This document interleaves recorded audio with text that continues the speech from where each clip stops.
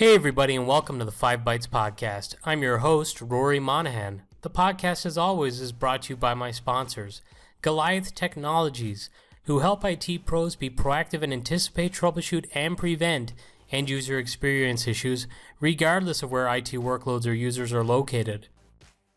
And also by Liquidware, creators of FlexApp, the most feature-rich application layering product on the market. If you want a full product by product and feature by feature breakdown of all the application layering products on the market, check out whatmatrix.com, and I will be updating that application layering matrix on the site pretty soon, so keep an eye out for that. And finally, the podcast is also brought to you by PolicyPack Software, where you can use Group Policy or MDM to remove admin rights, manage and lock down applications, Java, browsers, mitigate ransomware, and more. Now let's get into some news.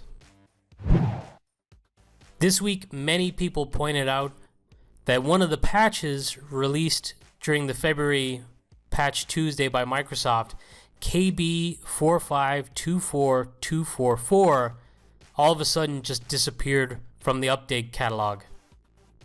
On last week's episode, I mentioned that this month's patches were larger than usual, and there were actually more patches than usual too.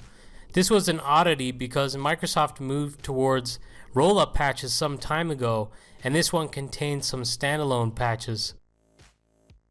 The pulled patch was one of those standalone patches, which was described as addressing an issue in which a third-party Unified Extensible Firmware Interface, or UEFI, boot manager might expose UEFI-enabled computers to a security vulnerability being taken away unceremoniously. That description that accompanied the patch in the catalog led to a lot of speculation after it was pulled. When the patch was available, it did not list Windows 10 version 1909, but it still did appear in the catalog for 1909. ComputerWorld.com reported the patch wreaked havoc on many PCs, most notably HP PCs with Ryzen processors.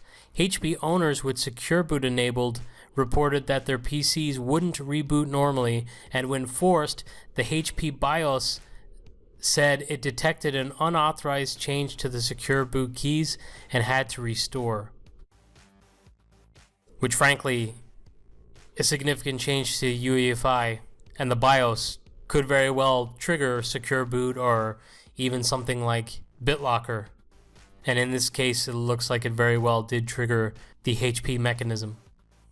It has been rumored online that the patch was to block Kaspersky Rescue Disk, which is a product that'll let you boot your computer even if your PC's internals have been compromised.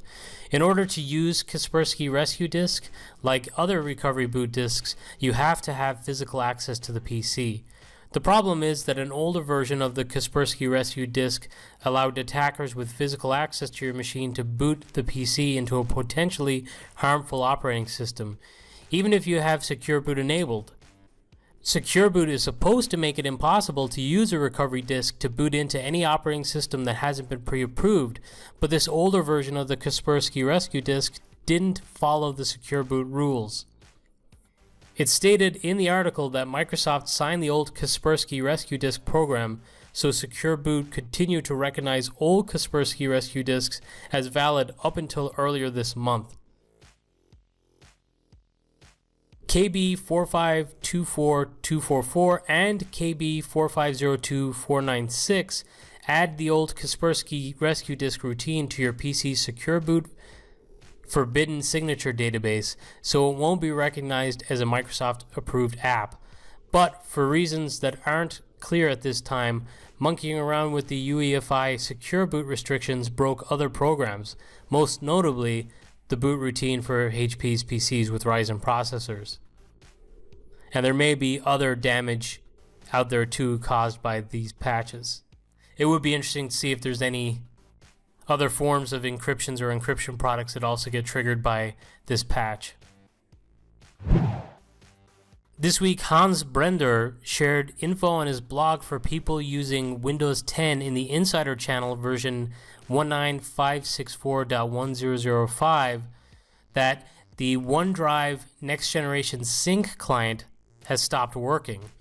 It looks like the app consumes about 35% CPU power, and then no icon appears in the notification area, and you get no error message. It's just the sync doesn't work.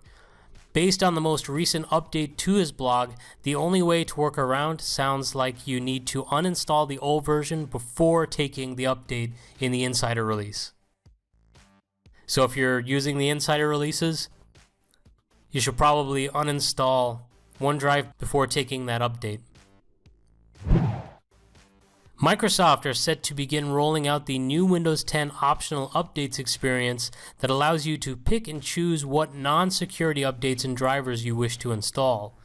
According to bleepingcomputer.com, users will be able to access the new optional updates interface through a link in Windows Updates titled View Optional Updates. Once clicked, users will be shown a list of optional drivers and updates that they can install if they wish to. A list will appear and you can then just check which ones to install. The article says this is new, but I feel like I've been getting these for a while now on my Windows 10 machines. As part of the rollout that started this week, Microsoft is allowing hardware developers to mark their drivers as either automatic or manual to specify how drivers should be delivered to Windows users. If a driver is set to automatic, for example, it will be included in Microsoft's normal Windows Update experience and automatically downloaded and installed on applicable systems. If it's manual, it's going to appear as one of those optional updates that I just talked about that you can check the box for and install yourself. On a previous episode of the podcast, I talked about a preview release of an Office app for Android. It's an app that combines Word, Excel, and PowerPoint and allows for a more seamless integration and workflows across the different apps in the Office suite on your mobile device. The good news is that the Office app just became available for Android officially this week. At the time of the previous story when I reported, an Apple iOS version was talked about but not yet available. According to a report from Engadget, the iOS version is now out of beta too. Just a couple of notes. The Android app has limited tablet support and there's no iPad specific version right now. If you're interested in trying it out for yourself, you can download it from the Play Store or from the Apple App Store, depending on what kind of device you own, obviously. Master Packager version 20.1.7353 is available now.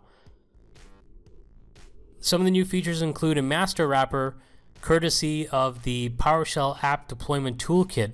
If you want to check the video episode of the podcast this week on YouTube, you can see a brief demo of this master wrapper feature. It's pretty cool. From within the UI, you're able to generate a pretty handy wrapper for the package that you just created. If you don't want to watch the video version of the podcast, or maybe you've never watched it before and you are interested in it but you don't know where to go to find it, go to 5bytespodcast.com. In the episode guide, navigate to episode 112 and click on the reference links.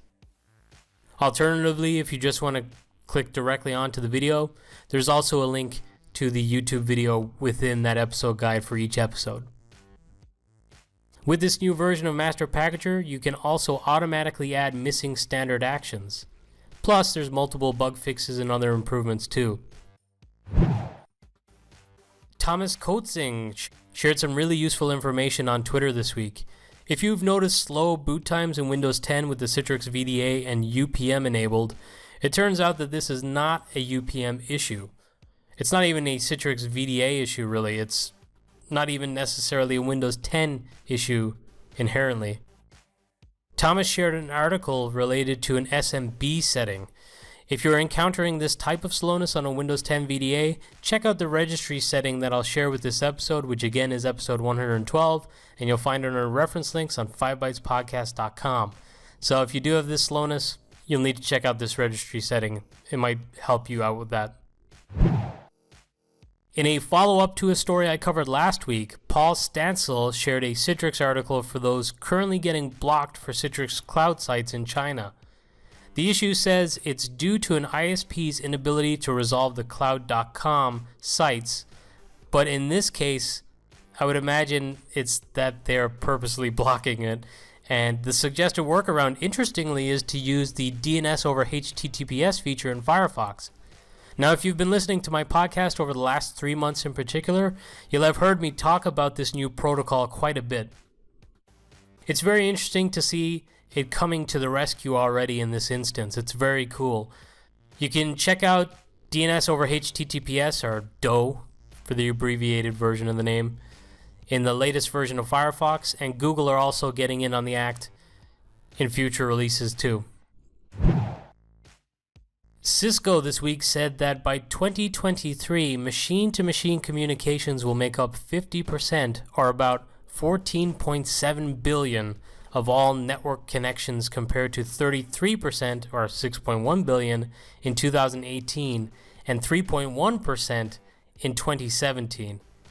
So those numbers paint a pretty picture there. Even between 2017 and 2018, there was a considerable spike. NetworkWorld.com shared some projections from Cisco about network usage between now and 2023.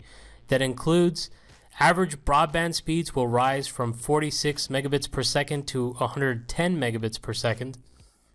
45% of all network devices will be mobile connected, so 3G and below, 4G, 5G, or low power wide area, and 55% will be wired or connected over Wi-Fi. Average global Wi-Fi connection speeds will more than triple from 30 megabits per second in 2018 to 92 megabits per second in 2023. By 2023, the average global mobile speed will be 43.9 megabits per second, which is up from 13.2 megabits per second in 2018, so 3.3 times faster.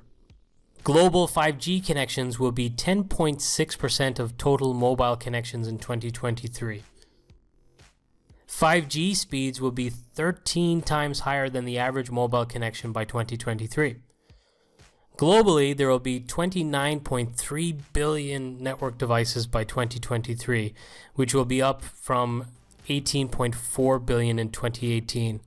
So an increase of over 10 billion from 2018 to 2023 on number of connected devices.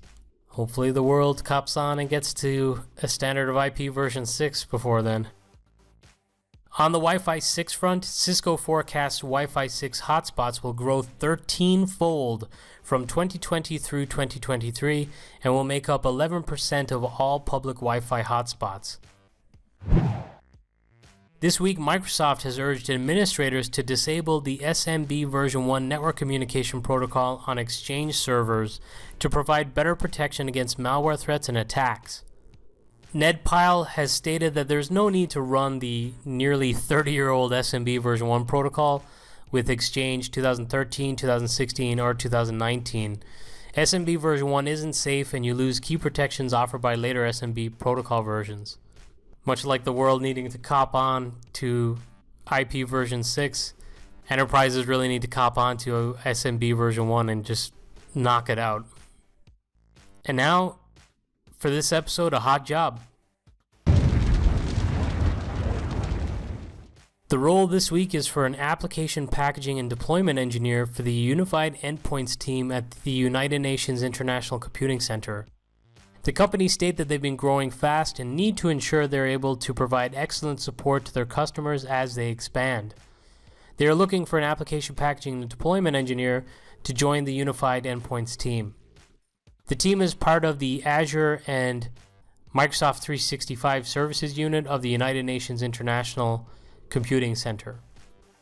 The candidate should be a good team player, customer-focused, enjoy solving technical issues, be humble, love learning, have fluency in the English language, excellent written and verbal communication skills, good understanding of Windows installer packaging and app vsequencing, a good understanding of SCCM or the new endpoint management application deployment tools, and also be confident writing PowerShell, and also be confident scripting in PowerShell.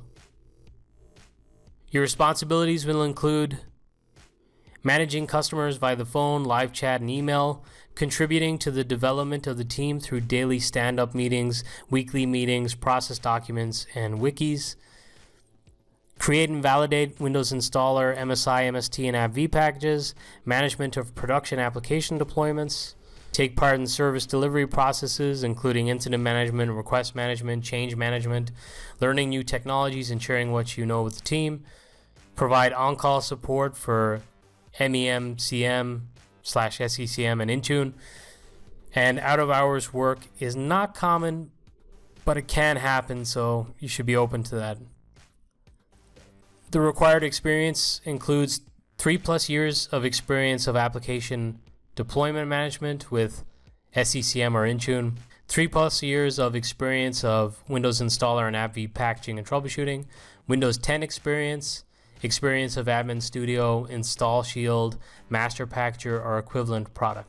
So I believe the center is located in Geneva, but I'm not entirely sure if the role requires to be there or not. If you're interested in this role, you can email your CV to Mark Allen at ALLEN, N as in Nancy, M as in Mark, at unicc.org.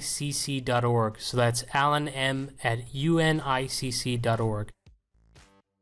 And now, this episode's scripts, tricks, and tips. Johann Schravilius, I'm sorry, I completely butchered that name, shared an absolutely beautiful custom user interface for use in SECM task sequences.